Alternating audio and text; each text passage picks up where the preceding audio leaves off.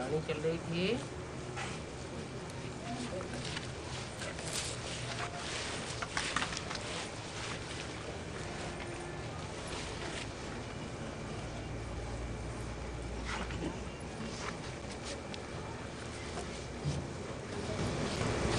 दो फरवरी सन 67 की दूसरी लाइन में पहले पेज में बात चल रही थी। गुड मॉर्निंग के बाद बच्चों को कहा जाता है बाप को याद करो। गुड मॉर्निंग कै बजे से होता है? मॉर्निंग कै बजे से होता है? 6 बजे सुबह।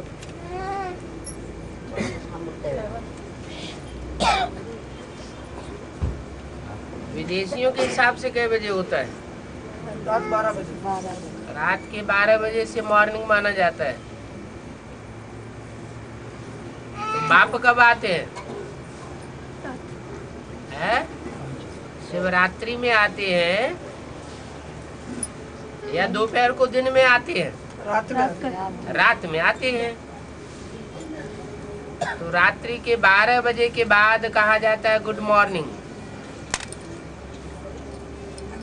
बच्चों को कहा जाता है बाप को याद करो। कितने बजे के बाद? 12 बजे के बाद है ना। गुड मॉर्निंग शुरू हुआ। कौन से सन की बात है?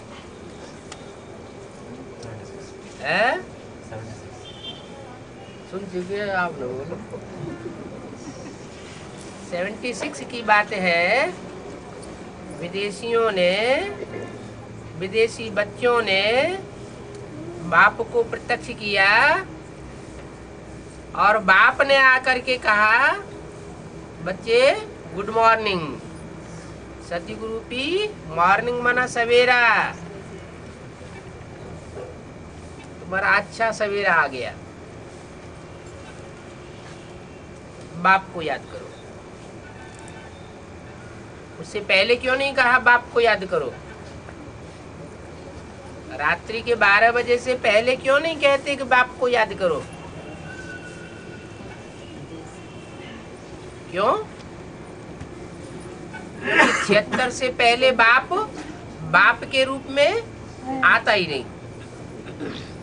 बुलाते भी हे पतित पावन, आओ आकर के पावन बनाओ। तो सन 76 में रात्रि के 12 बजते हैं, घोर अंधियारा होता है, तब आकर कहते हैं बाप के रूप में कि मुझे याद करो। माँ के रूप में याद करो ऐसे नहीं कहते। बाप के रूप में मुझे याद करो। बुलाते हैं पतित पावन आओ। कृष्ण के लिए नहीं कहते। किसके लिए कहते हैं? पतित पावन राम बाप। तो बाप पहले ही कहते हैं रूहानी बाप को याद करो। पहले बाप कहते हैं। क्या कहते हैं? जिस्मानी को याद न करो, क्या करो? रूहानी बाप को याद करो। रूहानी बाप को सबका यही एक ही है कि अलग अलग है? रूहों का बाप सबका एक ही है। फादर को कब सर्वव्यापी नहीं कहा जाता। एक है माना एक व्यापी है, और सर्व है माना सर्वव्यापी है। जो भी आत्मा मात्र है और उनमें वो सुप्रीम सोल बाप व्यापक है तो सर्वव्यापी है। लेकिन ऐसे तो हो नहीं सकता। बाप एक होता है या अनेक होते हैं? एक होता है। ये तो बिल्कुल अनाड़ी पने की भूल है। क्या? कि बाप को सर्वव्यापी बताई दिया। सब में व्यापक है और एक में व्यापक है। दो बातें हो गई। सर्व में व्यापक है माना बुद्धि भटकेगी, और एक में व्यापक है माना बुद्धि एक की तरफ जाएगी, एक की तरफ बुद्धि जाएगी तो फायदा होगा, बुद्धि एकाग्र होगी। और अनेकों की तरफ बुद्धि जाएगी तो बुद्धि भटक जाएगी, बिखर जाएगी, बुद्धियोग टूट जाएगा। तो फादर को कभी सर्वव्यापी नहीं कहा जाता। जो बाप आकर के समझाते हैं तो वो सर्वव्यापी कैसे हुए? समझाना तो मुख से होता है ना, क्या सभी मुखों से बोलेंगे? एक मुख से आकर के समझाते हैं। तो बाप समझाते हैं जितना हो सके पहले पहले बाप को याद करो, जितना हो सके। हर एक की अपनी ताकत है ना याद करने की, तो बता दिया जितना पूरी ताकत लगा के जितना हो सके एक को याद करो। अगर ना हो सके तो क्या करो? कोशिश करो। हाँ, तो भी कोशिश करो। पहले पहले बाप को याद करो। बाप तो बहुत हैं, जो भी धर्म पिता हैं वो भी बाप बन करके आते हैं। लौकिक बाप भी ढेर के ढेर हैं, जितनी मनुष्य आत्मा है उतने उतने बाप। लेकिन याद किसको करो? पहले पहले बाप। तो पहला पहला बाप इस सृष्टि पर कौन बनता है? जो सुप्रीम सोल इस सृष्टि पर आता है, मनुष्य सृष्टि के पिता में प्रवेश करता है, तो वो ही पहला पहला बाप। कोई भी साकार अथवा आकार को याद न करो। क्या?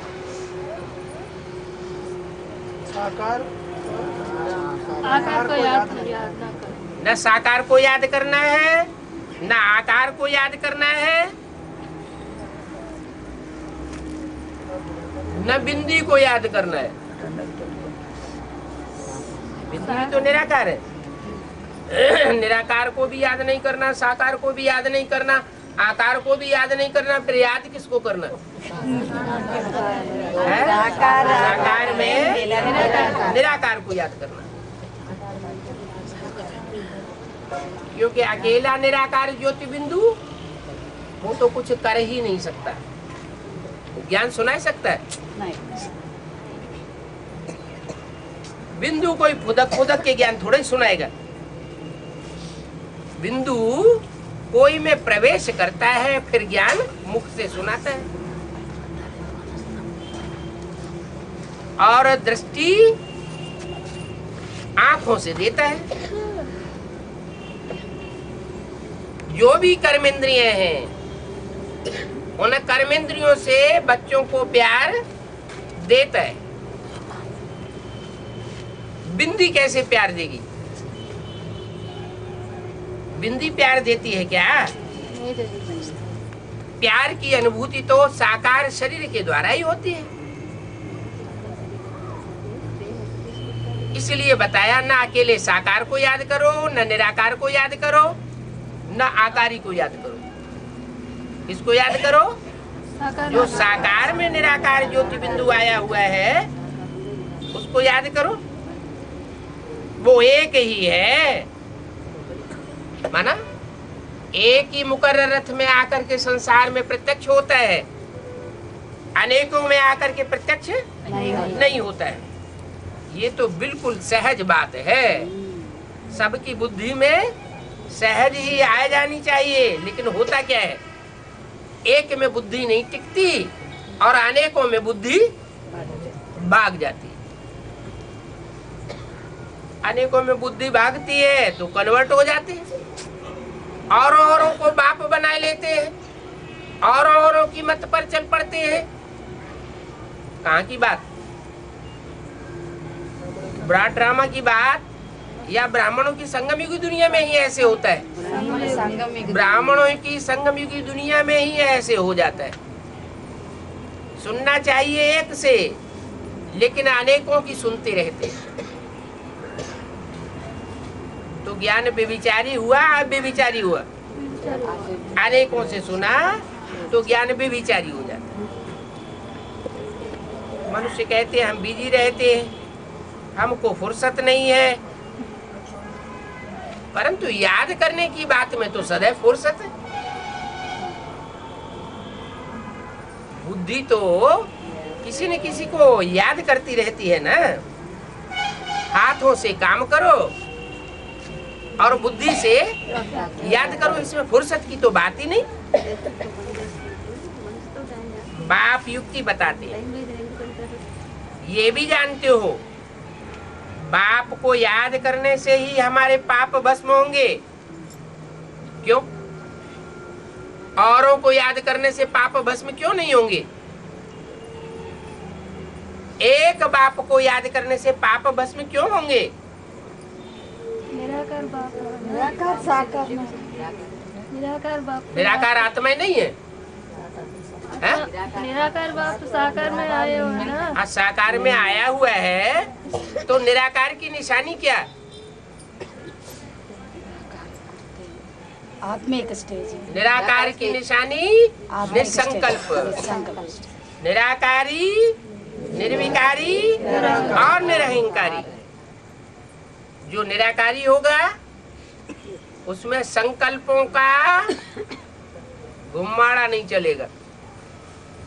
अभी अभी अच्छा संकल्प चले, अभी अभी बुरा संकल्प चले,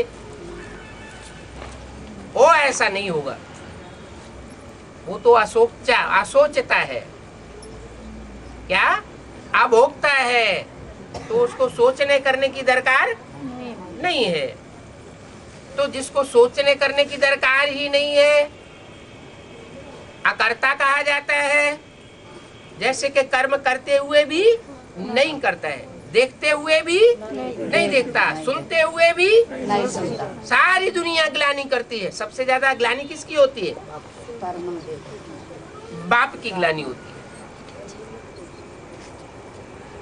तो ग्लानि को कान से सुनते हुए भी नहीं सुनता है। तो जैसे कि कर्मेंद्रियां है ही नहीं, इसलिए यादगार क्या बनाई है? शिवलिंग। और देवताओं के हाथ पांव नाक आंख कान दिखाएंगे, और शिव के हाथ पांव नाक आंख कान नहीं दिखाए जाते।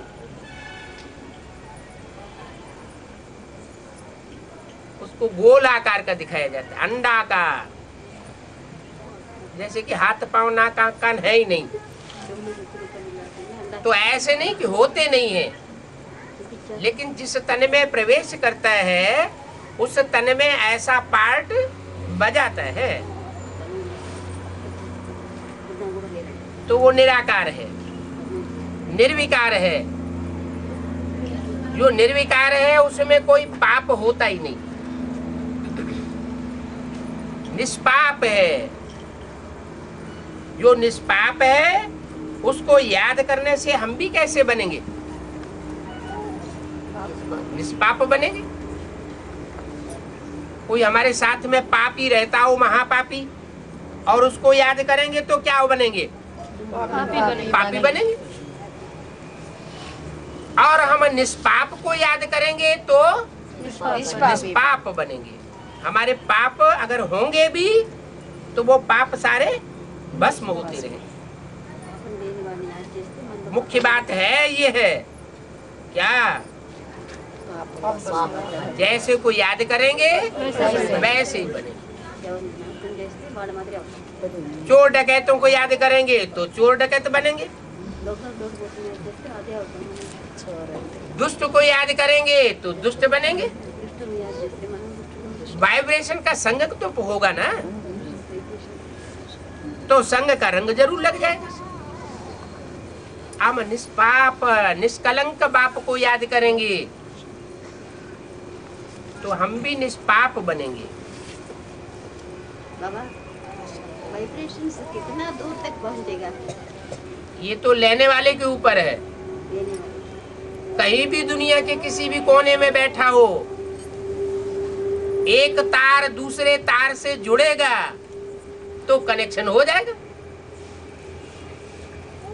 जुड़ेगा ही नहीं कनेक्शन। तो कनेक्शन कैसे होगा?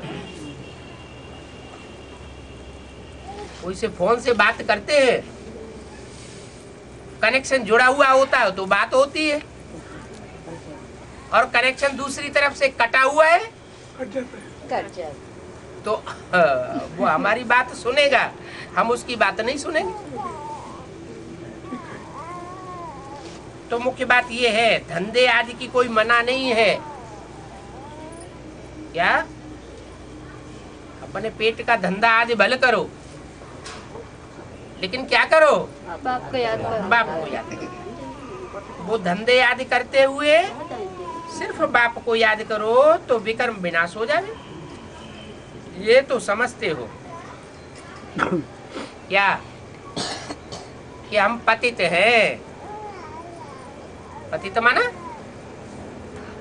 मन से भी पतित हैं, तन से भी पतित हैं, और धन भी पतित धन है। पाप की कमाई हो रही है आज दुनिया में। कोई भी धंधा निष्पाप नहीं है। एक ईश्वरीय धंधा ऐसा है कि अगर श्रीमत अनुकूल किया जाए तो उसमें कोई पाप नहीं बनता सिवाय पुण्य के। इसलिए कहते हैं सब धंधों में है नुकसान सिवाय एक ईश्वरीय धंधे। तो समझते हो कि हम पतित हैं। पतित है माना मन कहाँ जाता है? ऊंची स्टेज में जाता है या गड्ढे में जाता है? कितना प्रैक्टिस करते हैं ऊंची स्टेज बनाने की, फिर भी कहाँ जाता है? फिर भी गड्ढे में जाता है। मन से भी पतित। पतित माने गिरा हुआ। और जब मन पतित होता है तो तन भी, कर्म इंद्रिया भी गड्ढे में जाती। मन से भी पतित, तन से भी पतित। और तन सुखाला कब बनता है? तन स्वस्थ कब बनता है? जब धन होता है। लेकिन धन आज की दुनिया का कैसा है? पाप की कमाई। तो तन जैसे स्वस्थ होना चाहिए वैसा स्वस्थ नहीं हो सकता। तो पतित हैं साधु संत ऋषि मुनि, सब पतित हैं। क्यों? सब साधना करते हैं। क्या करते हैं? साधना करते हैं। क्या साधते हैं? इस चीज को साधने की साधना करते हैं। मन को भी साधने की साधना करते हैं। तन की शक्ति नीचे न गिरे,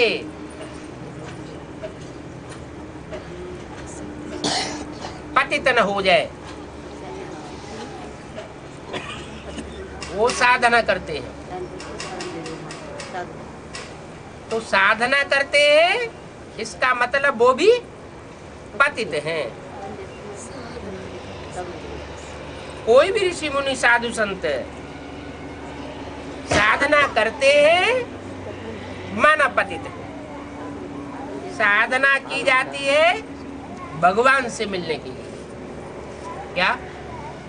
कर्म इंद्रियों को साधेंगे तो किस लिए साधेंगे? कर्म इंद्रियों को साधेंगे तो भगवान मिलेगा। कर्म इंद्रियों को खुला छोड़ देंगे तो भगवान दूर भाग जाएगा। कर्म इंद्रियों से जितनी साधना करेंगे, जितना ही कर्म इंद्रियों को टिकाने की कोशिश करेंगे एक की याद में, तो कर्मेंद्रियां प्रैक्टाइज्ड होती जाएंगी, एकाग्र होती जाएंगी। अगर खुला छोड़ देंगे, जैसे घोड़े की लगाम खुली छोड़ दो भाग जाएगी। तो भाग जाएगा। ऐसे ही ये मन बुद्धि की लगाम, इसकी साधना करते रहेंगे तो टिका रहेगा। तो साधना की जाती है भगवान से मिलने के लिए। तो जब तक उनका परिचय न हो तब तक तो किसी से मिल नहीं सकता। भगवान का पूरा परिचय बुद्धि में बैठा हुआ होना चाहिए। क्या परिचय? भगवान क्या है? ज्योति बिंदु है। उसको अपना शरीर नहीं, अपना शरीर नहीं है। ऐसा कोई अपना शरीर नहीं है जिसमें उसका लगाव लगे। चाहे कृष्ण के अंतिम चोले में प्रवेश करता है, चाहे राम के अंतिम 84वें जन्म में प्रवेश करता है, लेकिन उस शरीर में उसका कोई लगाव नहीं। ऐसे नहीं कि ब्रह्मा बाबा कहें कि हमारी खांसी ठीक कर दो, तो लगाव के कारण खांसी ठीक कर देगा कि मेरा रथ है। नहीं, वो कर्म भोग तो जिस आत्मा का है उस आत्मा को भोग नहीं पड़े।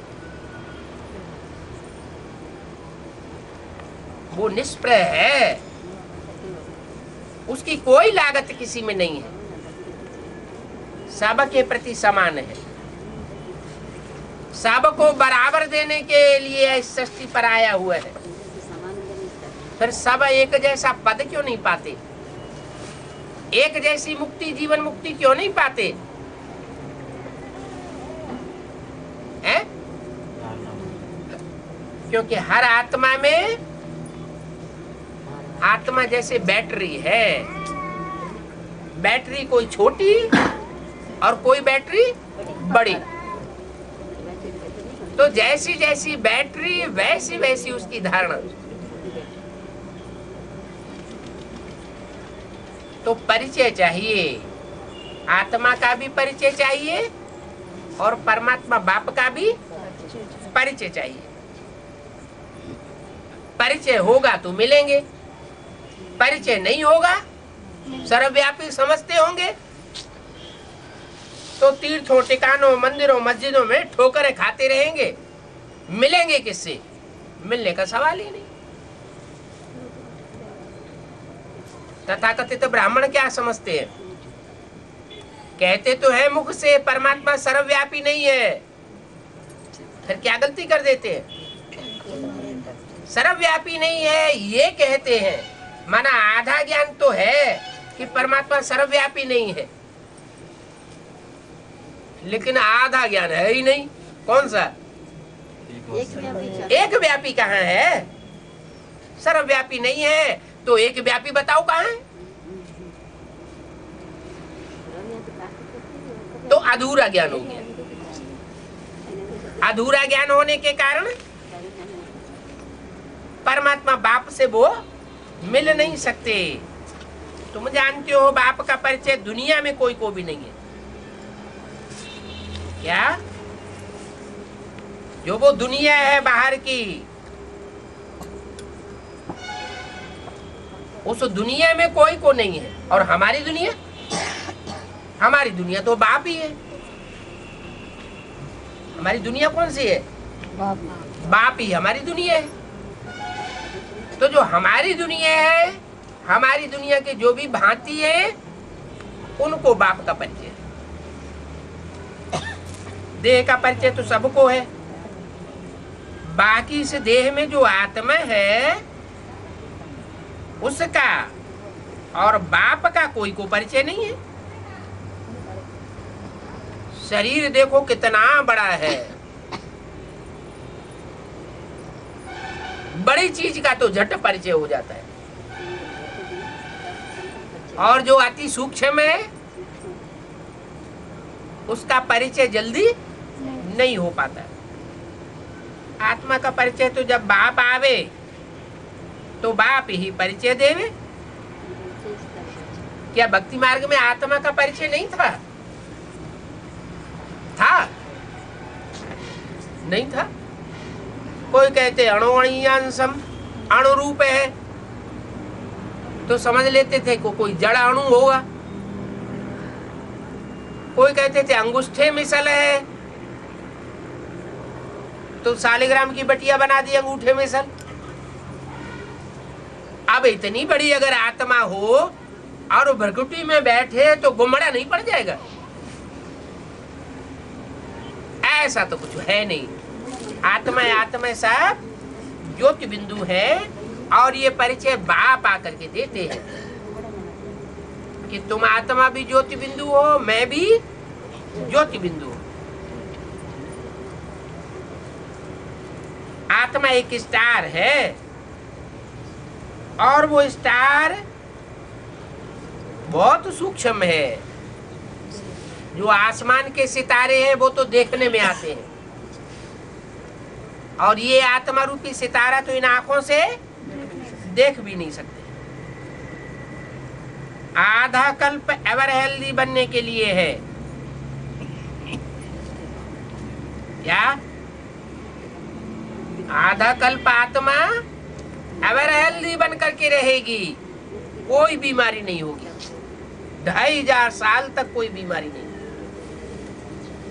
ये है रूहानी हॉस्पिटल। क्या? वो तो होते हैं जिस्मानी हॉस्पिटल, जिस्मानी मनुष्यों के द्वारा बनाए हुए। उनमें कोई गारंटी नहीं है कि कोई स्वस्थ हो ही जाएगा, मरेगा नहीं। और यहाँ हॉस्पिटल में ये गारंटी है कि जैसे रूहानी सर्जन चलाना चाहता है वैसे ही अगर चलते रहेंगे तो ये शरीर 21 जन्म के लिए कंचन काया बन जाएगा। पहले आत्मा कंचन बने, जिस आत्मा में कोई दुष्ट संकल्प ना आवे। दुष्ट छोड़ो, न दुष्ट संकल्प आवे न अच्छे संकल्प आवे। आत्मा साफ हो जावे, पाप भी नहीं तो पुण्य भी नहीं, माइनस भी नहीं तो प्लस भी नहीं। ऐसी निसंकल्प जब आत्मा हो जावे तो जैसे परम धाम वासी हो जावे। परम धाम में कोई संकल्प चलते हैं क्या? नहीं। दुष्ट संकल्प चलते हैं? नहीं। अच्छे संकल्प चलते हैं? नहीं। नहीं। जैसे बाप वैसे बच्चों की स्टेज हो जाती है। ऐसी जब आज बच्चों की स्टेज बनती है तब बच्चे इस सृष्टि पर जब वापस आते हैं, आत्मा रूपी बच्चे, तो शरीर कैसा मिलता है? एवर हेल्दी, कंचन काया वाला शरीर मिलता है। ऐसा है ये रूहानी हॉस्पिटल। वो हॉस्पिटल में एक जन्म के लिए भी पूरी क्योर नहीं मिलती, और यहाँ 21 जन्म की गारंटी है कि 21 जन्म तक कोई बीमारी नहीं होगी। हॉस्पिटल रूहानी है, बना जिस्मानी नहीं है, फिर भी गारंटी है। क्या? कि 21 जन्म के लिए ये जिस्म कंचन काया बन जाए। रूहानी फिर क्यों है? रूहानी इसलिए कि पहले यहाँ रूह को क्योर मिलती है। रूह निर्विकारी बनती है। ये विकार, काम क्रोध लोभ मोह अहंकार, यही आत्मा की बीमारी है। ये बीमारी जब खलास होती है तो आत्मा निर्विकारी जो है वो निर्विकारी शरीर धारण करती है, शरीर में कोई रोग शोक नहीं रह सकता। तो बाप कितनी सहज रीति से सहज युक्ति बताते हैं एवर हेल्दी बनने की। क्या वो जिस्मानी हॉस्पिटल में तो जिस्म की चीड़ फाड़ करते रहते हैं और कितने हजार वर्षों से जिस्म की चीड़ फाड़ करते आए, दवाएं देते आए,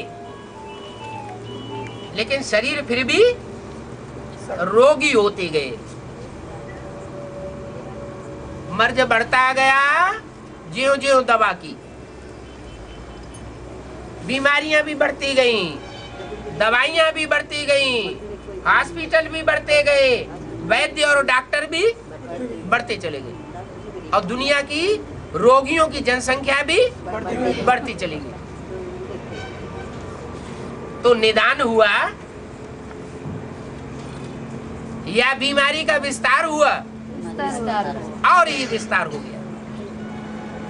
बाप कहते हैं मैं अब ऐसा आकर के हॉस्पिटल खोलता हूँ रूहानी, जिसमें ये सब बीमारियां भी खलास हो जाएंगी, डॉक्टर भी नहीं जरूरत रहेगी, दवाइयों की भी जरूरत नहीं रहेगी। मैं ऐसी आकर के दवाई देता हूँ। कौन सी दवाई देता हूँ? ज्ञान का इंजेक्शन देता हूँ, ज्ञान की गोलियां देता हूँ। सारा दिन गोलियां गटकते रहो और बीमारी भागती रहे। अगर सारा दिन ज्ञान का स्मरण नहीं किया तो बीच में माया पकड़ लेती है। तो एवर हेल्दी बनने के लिए कितनी सहज युक्ति बताते हैं। ये है रूहानी हॉस्पिटल। आत्मा तो है अविनाशी, क्या? ये तो पक्की बात है कि आत्मा अविनाशी है, आत्मा का विनाश नहीं होगा। कितनी भी बीमारियां लग जाएं, कितने भी विकार इसमें आ जाएं, आत्मा महाविकारी बन जाए तो भी नष्ट होने वाली नहीं है।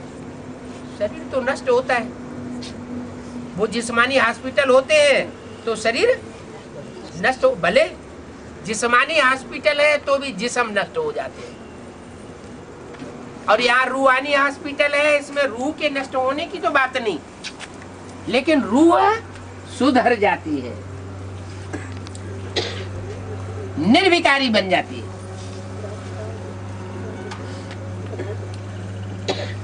आत्मा कहती है मैं कभी विनाश को नहीं पाती हूं।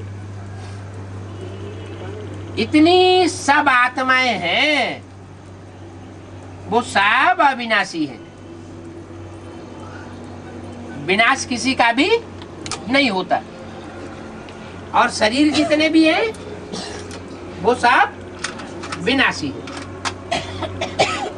चाहे कितने भी जिस्मानी हॉस्पिटल खोले, लेकिन ये कोई गारंटी नहीं दे सकता कि जिस्म को हम अविनाशी बना देंगे। जिस्म अविनाशी होता ही नहीं, आज नहीं तो कल जिस्म तो खलास ही होना है। आत्मा कब विनाश को नहीं पाती। तो अभी तुम्हारी बुद्धि में ये बैठा हुआ है कि हम आत्मा अविनाशी है। क्या?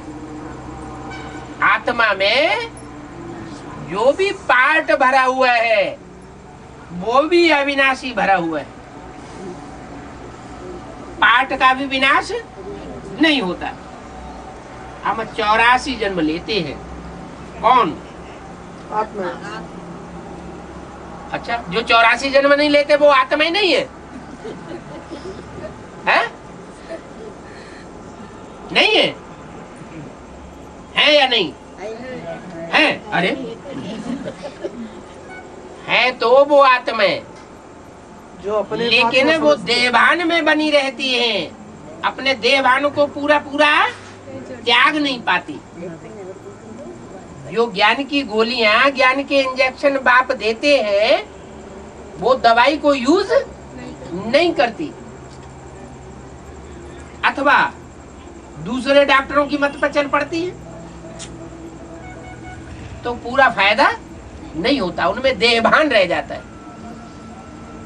तो जितना जास्ती देहभान रहेगा उतने फिर जास्ती जन्म कम हो जाएंगे। आत्मा के जन्म कम हो जाना माना कि जैसे आत्मा विनाशी हो गई। मान लो कोई ने 83 जन्म लिए, तो उस आत्मा का कितना टाइम व्यर्थ हो गया? एक जन्म व्यर्थ गया ना। तो एक जन्म के लिए वो आत्मा जैसे विनाशी हो गई। ऐसे विनाशी होती नहीं है, उसमें जो जास्ती सुख भोगने के संस्कार हैं, 84 जन्मों में से जो पहले जन्म के ऊंचे से ऊंचे सुख भोगने के संस्कार हैं, वो मर्ज हो जाते हैं। वो 83 जन्म का ही सुख भोगेगी, पहले जन्म का सुख नहीं भोगेगी, और वो अविनाशी हो जाएगा। माना जिस आत्मा को 83 जन्म ही लेने हैं, वो सदैव हर कल्प में कितने जन्म लेती रहेगी? 83 ही जन्म लेगी। जिसको कम जन्म लेने हैं, वो और कम जन्म लेती रहेगी। तो हर आत्मा अविनाशी है। अविनाशी होते हुए भी उसमें पार्ट जो है वो कम और जास्ती नुधा हुआ है। नंबरवार ये ड्रामा है, इसमें धर्म स्थापक कौन कौन है, कब आते हैं और कितने जन्म लेते हैं, ये बातें तुम जानते हो क्या? चाहे आधार मूर्त हो, चाहे स्थूल बीज रूप हो, और चाहे सूक्ष्म बीज रूप हो। बड़े से बड़ा धर्म स्थापक कौन है? बड़े से बड़ा इस्लाम है। तो बड़े को बड़ा पल्ला, बड़े से बड़े का पल्ला पकड़ना है। बड़े से बड़ा धर्म स्थापक है शिव बाबा, वो है सूक्ष्म बीज। बड़े से बड़े सनातन धर्म का सूक्ष्म बीज है, और उसका स्थूल बीज कौन सा है? प्रजापिता। और उसका आधार मूर्त कौन है? ब्रह्मा बाबा।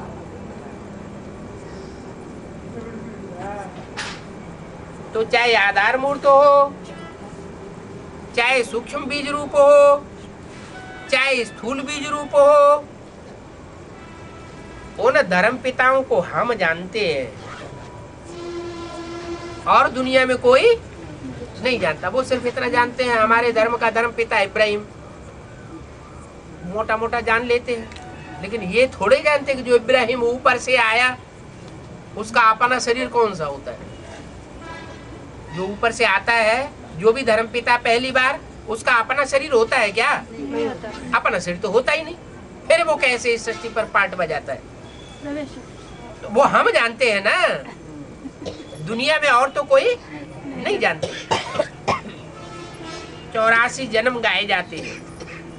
क्या कहा? कितने जन्म गाए जाते हैं? 83 जन्म नहीं गाए जाते। क्यों? है?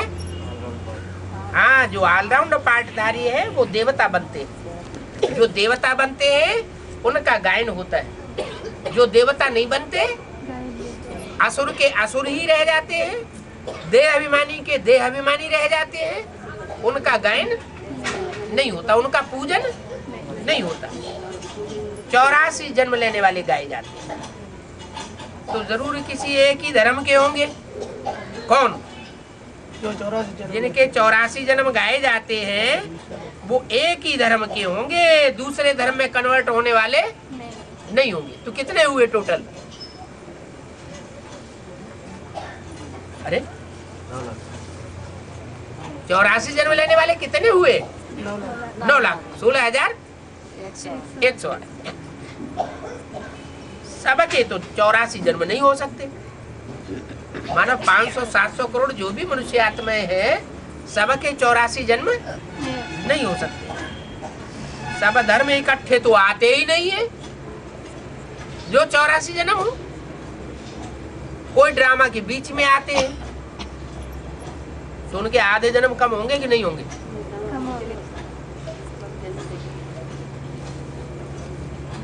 तो सबके एक जैसे जन्म नहीं हो सकते। कोई कम जन्म लेने वाले, कोई जास्ती जन्म लेने वाले। जो ऑलराउंड पार्ट बजाने वाले हैं, 84 जन्म में पार्ट बजाने वाले हैं, वही मेरे बच्चे। क्या? जो पूरे 84 जन्म लेने वाले हैं, देवता बनने वाले हैं, वो मेरे बच्चे। माने मैं आकर के क्या बनाता हूँ? देवता बनाता। राक्षस तो नहीं बनाता। फिर राक्षस कौन बनाता है? ये रावण आकर के राक्षस बनाता है। कहाँ बनाता है?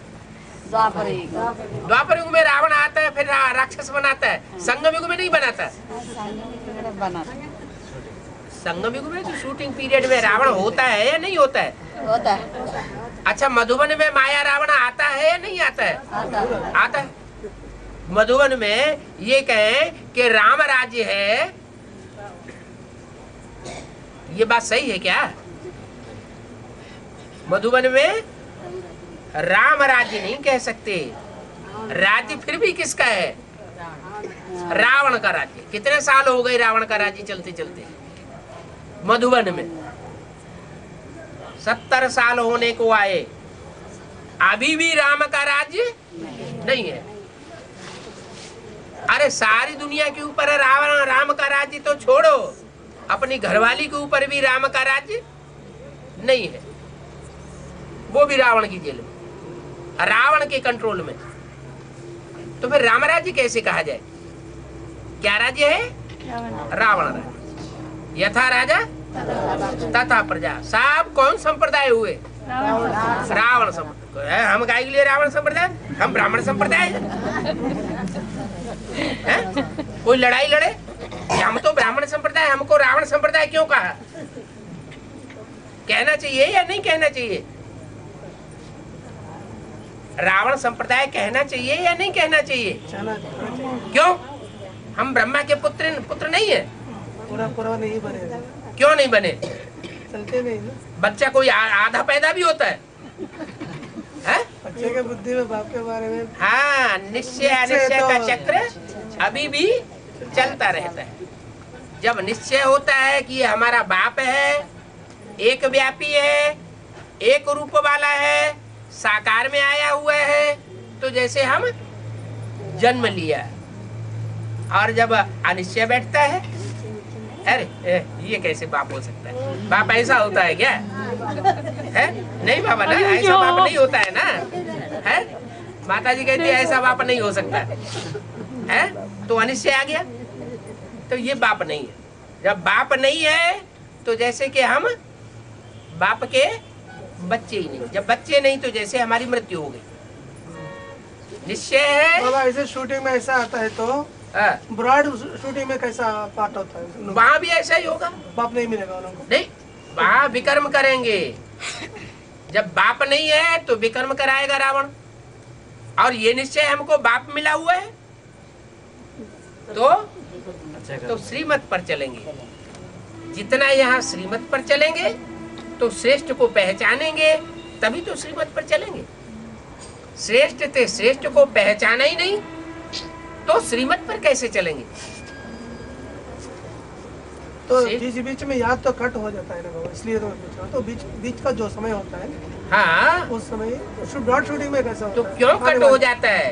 कट इसलिए तो हो जाता है कि जितना जिस रूप में मैं जो हूँ, जैसा हूँ, जिस रूप में पार्ट बजाए रहा हूँ, उस रूप को पूरा बच्चों ने पहचाना नहीं है, नहीं पूरा पहचाना है, तो फिर दूसरों की याद आ जाती है। अगर पूरा पहचान ले कि दुनिया में अंत तक हमारा साथ देने वाला एक ही बाप है, बाकी सब झूठे हो जाएंगे। ऐसी ऐसी अंत में परीक्षाएं आएंगी कि बाप बाप नहीं रहेगा, पति पति नहीं रहेगा, बच्चा बच्चा नहीं, और आज भी नहीं है। क्या आज की दुनिया में भी ऐसे देखा जा रहा है क्या कि जो अपने को कहते हैं हम तुम्हारे पति हैं, वो आज पति हैं और कल साथ छोड़ देते हैं। जो कहते हैं आज हम तुम्हारे बाप हैं, कल वो बाप नहीं रहते। मुख से भी बोलते हैं तू हमारा बच्चा नहीं, वो कहता तू हमारा बाप नहीं। आज तो चल रही है शांति की स्थिति, अशांति की स्थिति अभी नहीं है। दुनिया में सब कुछ सामान्य चल रहा है। जब विनाश होगा तो बहुत हड़कंप हो जाएगा, और उस हड़कंप में सब संबंध झूठे दिखाई देंगे। हड़कंप माना लड़ाई झगड़ा, मारा मारी, कुछ भी स्थायी नहीं रहेगा।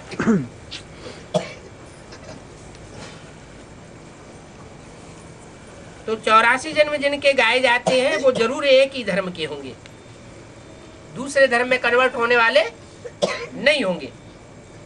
सबके तो हो नहीं सकते, सब धर्म इकट्ठे आते ही नहीं है। क्या कहा? रामा में ये नूद ही नहीं है कि सब धर्म पिताएं एक साथ इस सृष्टि पर आ जाए। जो जितना धर्म पिता पावरफुल, वो उतना ही पहले इस सृष्टि पर आकर के अपना धर्म स्थापन करता है। हम दूसरों का हिसाब क्यों बैठ करके निकालें कि कौन धर्म पिता कब आता है, कौन से धर्म की स्थापना करता है, ये हमें हिसाब लगाने की जरूरत नहीं। हम कौन सा हिसाब पहले निकालें कि आज सनातन देवी देवता धर्म का विस्थापन होता है, वो धर्म पिता इस सृष्टि पर कब आता है। जानते हैं फलाने फलाने समय पर धर्म स्थापन करने आते हैं, उसकी फिर वृद्धि होती है। सबकी पिछाड़ी तो आखिरी होनी ही है। सतो प्रधान से तमो प्रधान तो सबको कोई बनना ही। ऐसा एक भी धर्म वाला नहीं है जो पहले सतो प्रधान और अंत में तमो प्रधान न बने। दुनिया जब तमो प्रधान होती है तो बाप आकर के सतो प्रधान सत्य की दुनिया बनाते हैं। सब धर्म जब तमो प्रधान हो जाते हैं, धर्म के नाम पर अधर्म हो जाते हैं, तब उन सब अधर्मों का विनाश करके एक सत धर्म की स्थापना करता हूं। अब तुम बच्चे जानते हो कि हम भारतवासी ही फिर नई दुनिया में आकर के राज्य करेंगे। क्या कहा? विदेशी राज्य नहीं करेंगे सतयुग में, विधर्मी आत्मा राज्य नहीं करेंगी। है? क्या बेसिक ब्राह्मणों की दुनिया में या एडवांस ब्राह्मणों की दुनिया में विदेशी और स्वदेशी नहीं है क्या? है या नहीं है? है तो सतयुग में राज्य करेंगे या नहीं करेंगे? सतयुग में वो भी राज्य हमारे ऊपर करेंगे। वो करेंगे भी तो बाद के जन्मों में करेंगे। और इस जन्म में जो बाप हमको राजाई देने आया हुआ है, इस जन्म में दूसरे धर्म की आत्माएं और विधर्मी आत्माएं, दूसरे देश की आत्माएं, वो हमारे ऊपर राजाई नहीं कर सकती, अभी भी नहीं कर सकती। क्या? जो बाप के बच्चे हैं उनके ऊपर वो कितना भी चाहे कि हम इनके ऊपर कंट्रोल करें, वो हमारे ऊपर कंट्रोल नहीं कर सकती, अभी भी नहीं कर सकती। यज्ञ के आदि में भी उन्होंने हमारे ऊपर कंट्रोल नहीं कर पाया, और जब नई दुनिया बनेगी तो भी विधर्मी और विदेशी आत्माएं हमारे ऊपर कंट्रोल नहीं कर सकेंगी। हम भारतवासी ही नई दुनिया में आकर के राज्य करेंगे, और कोई धर्म नहीं होगा, और धर्म की आत्माएं बाद में आवेंगी। जिस समय हम नई दुनिया में आवेंगे उस समय वो आत्माएं नहीं होंगी। तो तुम बच्चों में भी जिनको ऊंच मर्तबा लेना है वही याद का जास्ती पुरुषार्थ करते हैं। क्या तुम बच्चों में भी याद का पुरुषार्थ जास्ती कौन करते हैं? जिनको ऊंच मर्तबा लेना है वो जास्ती याद का पुरुषार्थ करते हैं, और जिनको नहीं लेना है वो पुरुषार्थ ही नहीं करते।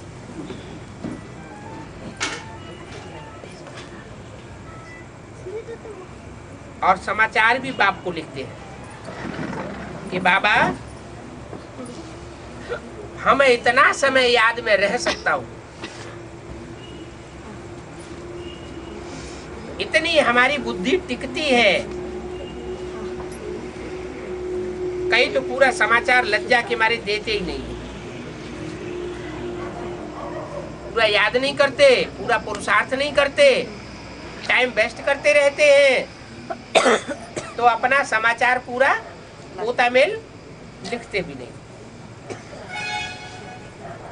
समझते हैं बाबा क्या कहेंगे, परंतु मालूम तो बाबा को पड़ ही जाता है। चाहे पोता मिल दे या पोता मिल न दे, बाबा को मालूम पड़ जाता है कि अगर तुम पढ़ेंगे नहीं तो फेल हो जाओगे। लौकिक माँ बाप भी बच्चे की पढ़ाई से समझ जाते हैं। यहाँ भी बहुत बड़ा स्कूल है, यहाँ तो नंबर बार नहीं बिठाया जा सकता। क्या है कि जो अच्छी पढ़ाई पढ़ने वाले उनको आगे बिठा दिया जाए, और जो खराब पढ़ाई पढ़ने वाले उनको पीछे बिठा दिया जाए। वहां बेसिक नॉलेज में क्या होता है, क्या होता है, कौन आगे बैठते हैं? दीदी दादी दीदी दादी दादाएं आगे बैठते हैं। वो क्या समझते हैं कि हम अच्छी पढ़ाई पढ़ने वाले हैं, और जो दूर बैठे हैं वो सब थर्ड क्लास पढ़ाई पढ़ने वाले हैं, और जो उस सभा में है ही नहीं वो तो जैसे पढ़ाई ही नहीं पढ़ने वाले। लेकिन बाप यहाँ क्या कहते हैं, यहाँ अभी किसी को नंबरवार बिठाए नहीं सकते। क्यों नहीं बिठा सकते? तो प्रसाद कर लेंगे। इसलिए नहीं बिठा सकते कि पढ़ाने वाला टीचर अभी गुप्त है। बाप गुप्त है, टीचर गुप्त है, सदगुरु भी गुप्त पाठ बजाय रहा है। तो बच्चों का पुरुषार्थ भी गुप्त है, बच्चों का दान मान पद सर्विस सारा ही गुप्त है। जब गुप्त है तो किसी को आगे कैसे बैठा सकते? तो बोला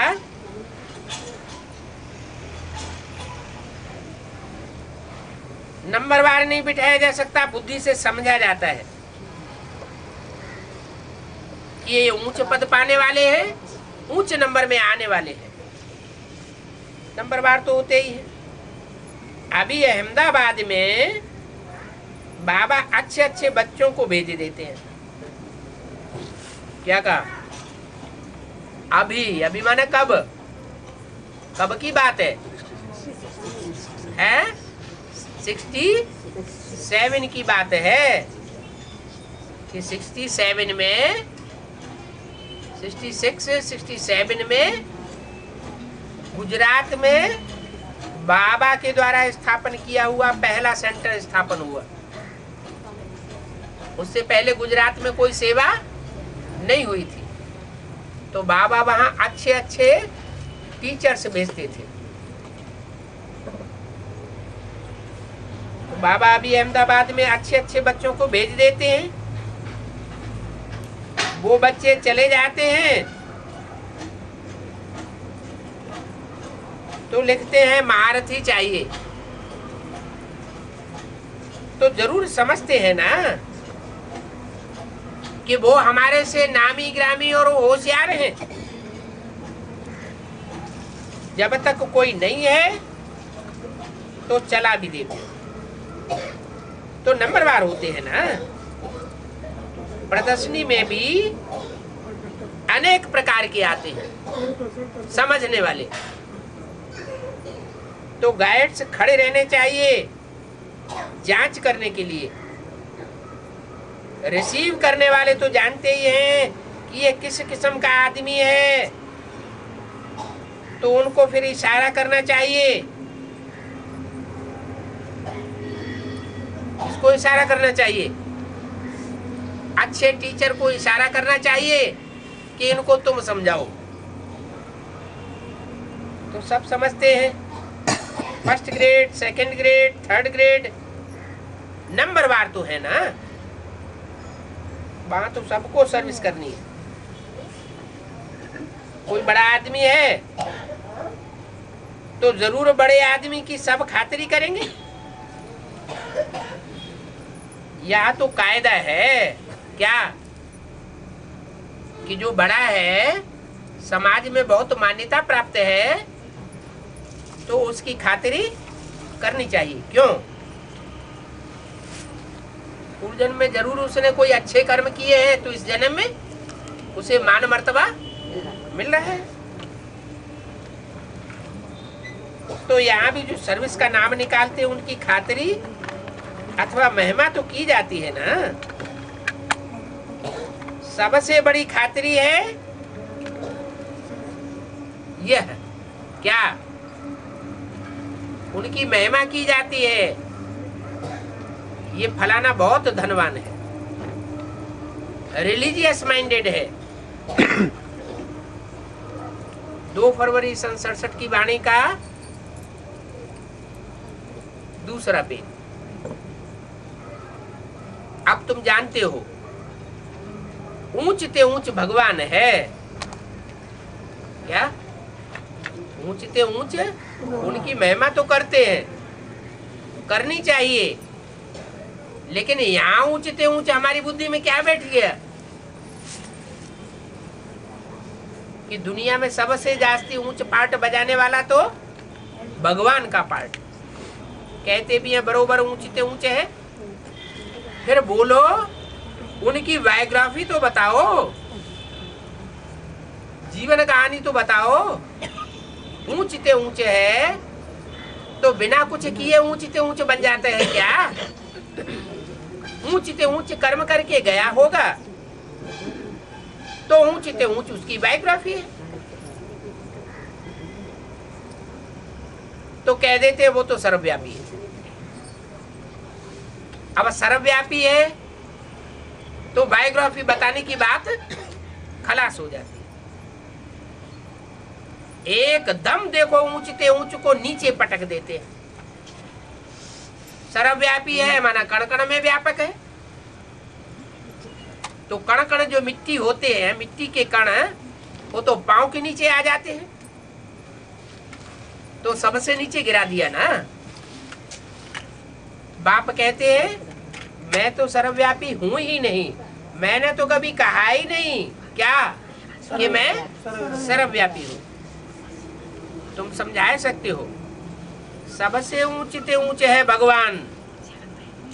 जो ऊंचे ते ऊंचा है उसके लिए तो गायन है, ऊंचा तेरा धाम, ऊंचा तेरा काम, और काम के आधार पर ऊंचा तेरा नाम। तो जो ऊंचे ऊंचे है उसको तुमने नीचे कैसे गिरा दिया? वो मूल वतनवासी है क्या? वो सदैव कहाँ का वासी है?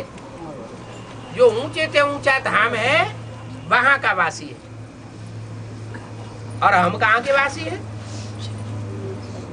है तो हम भी मूलवतन वासी हैं, लेकिन हम इस सृष्टि पर आकर के नीचे गिर जाते हैं, और वो इस सृष्टि पर आता है तो नीचे नहीं गिरता, नीचे आते हुए भी नीचे नहीं गिरता। तो जो ऊंचे से ऊंचे ठहरा उनको फिर सर्वव्यापी कह करके एकदम ऊपर से धक्का लगा करके ठीक कर भीतर में ठोक देते हैं। क्या जो मिट्टी की तरह ढेले बन करके टूट जाने वाले हैं। मिट्टी का ढेला होता है ना, उसमें बूट की ठोकर लगाओ तो क्या होगा? मिट्टी का ढेला बिखर जाएगा। तो ऐसी जो आत्माएं हैं पुरुषार्थ करने वाली ब्राह्मणों की दुनिया में, जिनको थोड़ी सी माया की ठोकर लगती है और बिखर जाती है, उनमें भी मेरे को व्यापक बताई देते हैं। उनको भी भगवान का रूप समझ करके बैठ जाते हैं।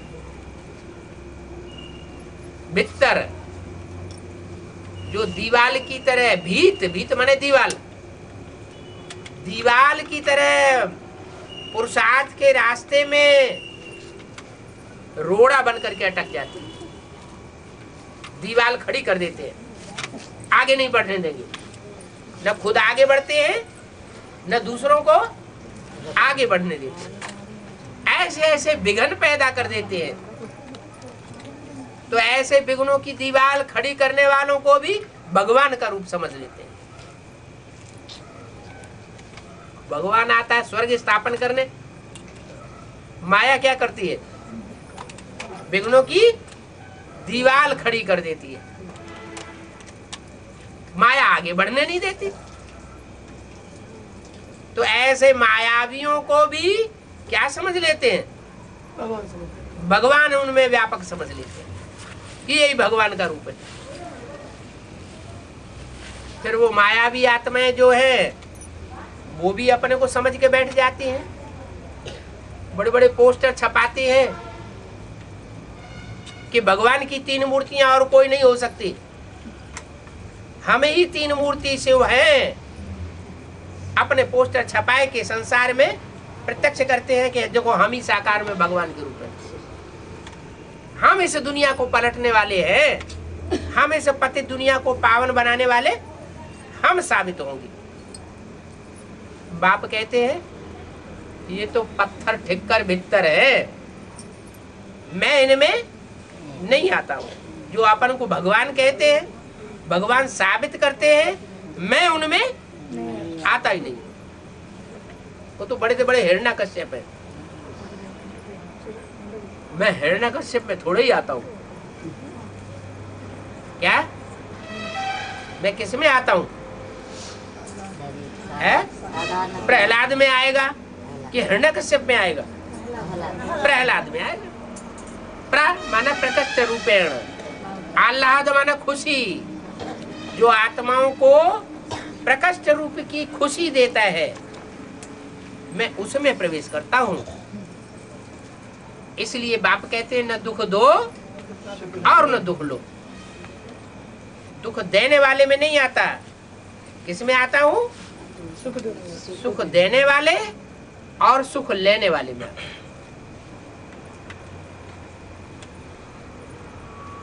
तो सर्वव्यापी कहकर के एकदम ऊपर से नीचे धक्का देकर ठिक्कर भीतर में ठोक देते हैं।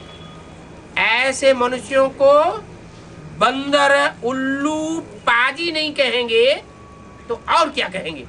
गुस्सा आ गई। क्या कहेंगे?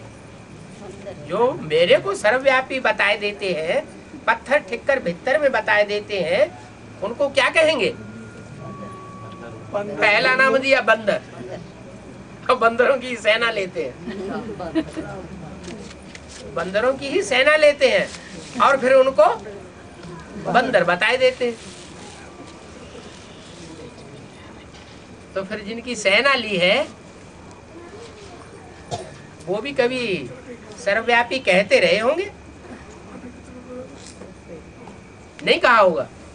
भक्ति मार्ग में तो कहते ही रहे लेकिन ब्राह्मणों की संगम की दुनिया में आते हैं तो भी जब दूसरों की मत पर चल पड़ते हैं तो उनको ऊंचते ऊंच समझते हैं या नीचते नीच समझते हैं?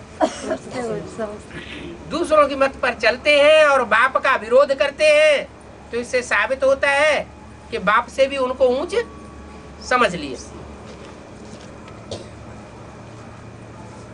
गॉड को हाईएस्ट और लोएस्ट थोड़े ही रखना होता है। गॉड जो है, गॉड फादर, वो ऊंचे से ऊंचा ही होगा या नीचे से नीचा पार्ट बजाने वाला होगा? वो तो ऊंचे से ऊंचा, नहीं तो इतना उसका गायन क्यों है, इतना पूजन क्यों है? हर धर्म के लोग गॉड फादर को मानते हैं।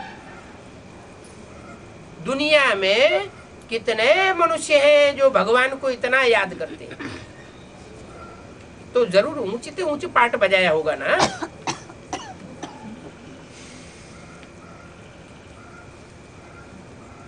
एकदम हाईएस्ट से फिर लोएस्ट बना देते हैं। तो मनुष्यों को रखना होता है हाईएस्ट और लोएस्ट। अब तुम जानते हो कि हम जो हीरे मिसल थे अब कौड़ी मिसल बन पड़े। कारण क्या हुआ? हम कौड़ी मिसल क्यों बन पड़े हैं? अनेक को याद करने से नहीं, कौड़ी को याद करने से कौड़ी मिसल बन पड़े। काम विकार प्रधान है ना, तो हर मनुष्य मात्र में ही नहीं, प्राणी मात्र में काम विकार प्रधान है। तो काम विकार प्रधान होने की वजह से कौड़ी के आकार को याद करते रहे, तो याद करते करते क्या बन पड़े? कौड़ी जैसे बन पड़े, कोई कीमत नहीं रही। अभी बाप हीरे में आया हुआ है, हीरो पार्टधारी में आया हुआ है। तो हीरो पार्टधारी को याद करेंगे तो क्या बनेंगे? कौड़ी से हीरा बन जाएंगे। कौड़ी में तो अंधेरा होता है और हीरे में रोशनी होती है। अगर हीरे का संग करेंगे, हीरे को याद करेंगे तो रोशनी वाले बनेंगे। और कौड़ी को तो 63 जन्म याद करते चले आए। सत्य को त्रेता में कोई कौड़ी को याद नहीं करते थे। किसको देखते थे? आत्मा रूपी हीरा को देखते थे। क्या दृष्टि कभी भ्रष्ट इंद्रियों की तरफ नहीं जाती थी, तो वो देवता कहे जाते थे। और अब भ्रष्टाचारी मनुष्य कहे जाते हैं। ऐसे भ्रष्टाचारी कौड़ी मिसल मनुष्यों को मैं आकर के क्या बनाता हूँ? हीरे समान बनाता हूँ। ओम शांति।